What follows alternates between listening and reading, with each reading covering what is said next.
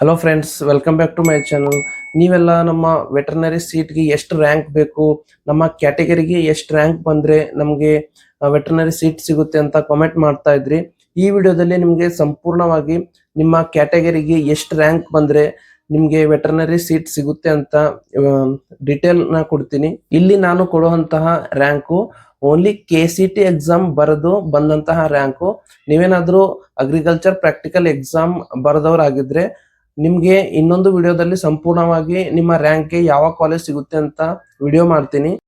ಇನ್ನು ಮೊದಲನೇದಾಗಿ 2A ಕ್ಯಾಟಗರಿಯಲ್ಲಿ first ರೌಂಡಲ್ಲಿ ಯಾವ ರ್ಯಾಂಕಿಗೆ ಸೀಟ್ ಸಿಕ್ಕಿದೆ ಅಂತ ನೋಡೋದಾದ್ರೆ ಇಲ್ಲಿ ನೀವು ಕೆಳಗಡೆ ನೋಡ್ಬೋದು 2A G, 2A K, 2A R ಅಂತ. ನಿಮಗೆ ಕನ್ಫ್ಯೂಸ್ ಆಗಿರ್ಬೋದು ಇದೇನು ಈ ರೀತಿ ಅಂತ. 2A G ಅಂದರೆ 2A ಕ್ಯಾಟಗರಿಯಲ್ಲಿ ಜನರಲ್ ಆಗಿ ಸೀಟ್ ಸಿಕ್ಕಿರೋದು. 2A K ಅಂದರೆ 2A ಕ್ಯಾಟಗರಿಯಲ್ಲಿ ಕನ್ನಡ ಮೀಡಿಯಂ ಸ್ಟೂಡೆಂಟ್ಸ್ಗೆ ಸೀಟ್ ಸಿಕ್ಕಿರೋದು. ಇನ್ನು 2A R ಅಂದರೆ 2A ಕ್ಯಾಟಗರಿಯಲ್ಲಿ ರೂರಲ್ ಸ್ಟೂಡೆಂಟ್ಸ್ಗೆ ಸಿಕ್ಕಿರೋ ಸೀಟು. ಇದೇ ರೀತಿ ಎಲ್ಲ ಕ್ಯಾಟಗರಿಯಲ್ಲೂ ಇರುತ್ತೆ. ನೀವಿಲ್ಲಿ ನೋಡ್ಬೋದು, ಇಲ್ಲಿ ಪರ್ಟಿಕ್ಯುಲರ್ ಆಗಿ ರ್ಯಾಂಕ್ ಮೆನ್ಷನ್ ಮಾಡಿದ್ದಾರೆ. ಈ ವರ್ಷ ಕೂಡ ಇದೇ ರ್ಯಾಂಕ್ನ ಸುತ್ತಮುತ್ತ ನಿಮಗೆ ಸೀಟ್ ಸಿಗ್ಬೋದು. ಇನ್ನು 2A ಕ್ಯಾಟಗರಿಯಲ್ಲಿ ಥರ್ಡ್ ರೌಂಡ್ಗೆ ಎಷ್ಟು ರ್ಯಾಂಕ್ಗೆ ಸೀಟ್ ಸಿಕ್ಕಿದೆ ಅಂತ ನೋಡೋದಾದ್ರೆ ನೀವಿಲ್ಲಿ ಕೆಳಗೆ ನೋಡ್ಬೋದು, ರ್ಯಾಂಕನ್ನು ಮೆನ್ಷನ್ ಮಾಡಿದ್ದೀನಿ. ನಿಮ್ಮ ರ್ಯಾಂಕ್ ಇದರ ಆಸ್ಪಾಸ್ ಇದ್ದರೆ ನಿಮಗೆ ಸೀಟ್ ಸಿಗುತ್ತೆ.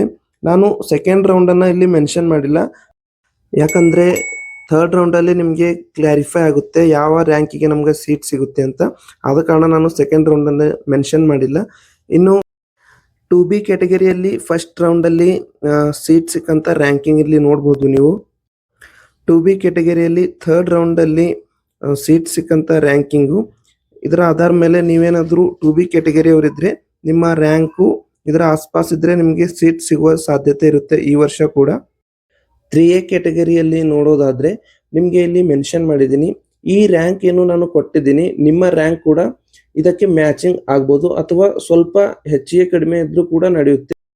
ಇನ್ನು ನೀವೇನಾದರೂ 3B ಕ್ಯಾಟಗರಿಯಲ್ಲಿ ಬಂದರೆ ಇಲ್ಲಿ ನಾನು ಕ್ಲಿಯರ್ ಆಗಿ ರ್ಯಾಂಕನ್ನು ಮೆನ್ಷನ್ ಮಾಡಿದ್ದೀನಿ. ನಿಮ್ಮ ಈ ವರ್ಷದ ರ್ಯಾಂಕು ಇದು ಈ ರ್ಯಾಂಕಿಗೆ ಸ್ವಲ್ಪ ಮ್ಯಾಚಿಂಗ್ ಆಗಬೇಕು, ಅಂದರೆ ಇಲ್ಲೇ ಕೊಟ್ಟಿರೋಂಥ ರ್ಯಾಂಕಿಗೆ ಸ್ವಲ್ಪ ಹತ್ತಿರನೇ ಇರಬೇಕು, ಜಾಸ್ತಿ ಏನು ಡಿಫ್ರೆನ್ಸ್ ಇರಬಾರ್ದು.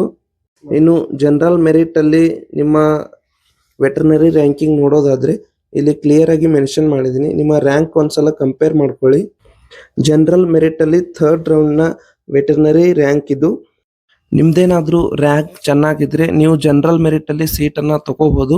ನಿಮ್ಮ ರ್ಯಾಂಕ್ ಇದಕ್ಕೆ ಕಂಪೇರ್ ಮಾಡ್ಕೊಂಡು ಒಂದ್ಸಲ ನೋಡ್ಕೊಳ್ಳಿ. ಇನ್ನು SC ಕ್ಯಾಟಗರಿಯಲ್ಲಿ ಮೊದಲನೇ ರೌಂಡಿಗೆ ಎಷ್ಟು ರ್ಯಾಂಕ್ ಅಂತ ನೋಡೋದಾದರೆ ನೀವಿಲ್ಲಿ ಕೆಳಗೆ ನೋಡ್ಬೋದು, ಇಲ್ಲಿ ಸ್ವಲ್ಪ ಜಾಸ್ತಿ ರ್ಯಾಂಕ್ ಇದ್ರೂ ಕೂಡ ನಿಮಗೆ ಸೀಟ್ ಅಲೌಟ್ ಆಗಿದೆ.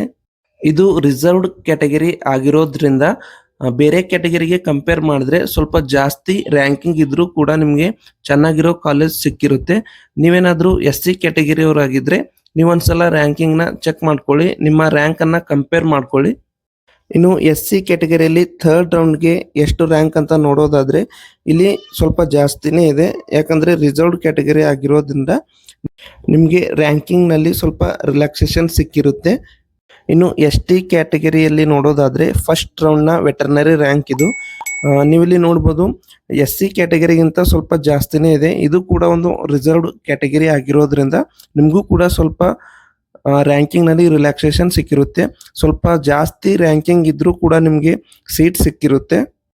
ಇನ್ನು ST ಕ್ಯಾಟಗರಿಯಲ್ಲಿ ಥರ್ಡ್ ರೌಂಡ್ ರ್ಯಾಂಕನ್ನು ನೋಡೋದಾದರೆ ST ಜನರಲ್ ಹಾಗೂ ಕನ್ನಡ ಮೀಡಿಯಂನಲ್ಲಿ ಯಾವುದೇ ಸೀಟ್ ಅಲೌಟ್ ಆಗಿಲ್ಲ.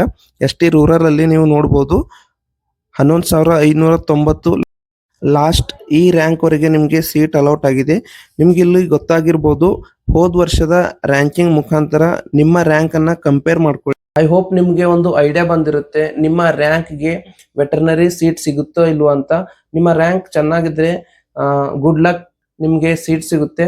ನಿಮ್ಗೇನಾದರೂ ಈ ಇನ್ಫಾರ್ಮೇಶನ್ ಇಷ್ಟ ಆದರೆ ಲೈಕ್ ಮಾಡಿ, ಹಾಗೂ ನಿಮ್ಮ ಫ್ರೆಂಡ್ಸ್ ಯಾರಾದರೂ ವೆಟರ್ನರಿ ಕೋರ್ಸ್ ಮಾಡ್ತಾ ಇದ್ರೆ ಈ ವಿಡಿಯೋನ ಅವರಿಗೆ ಶೇರ್ ಮಾಡಿ.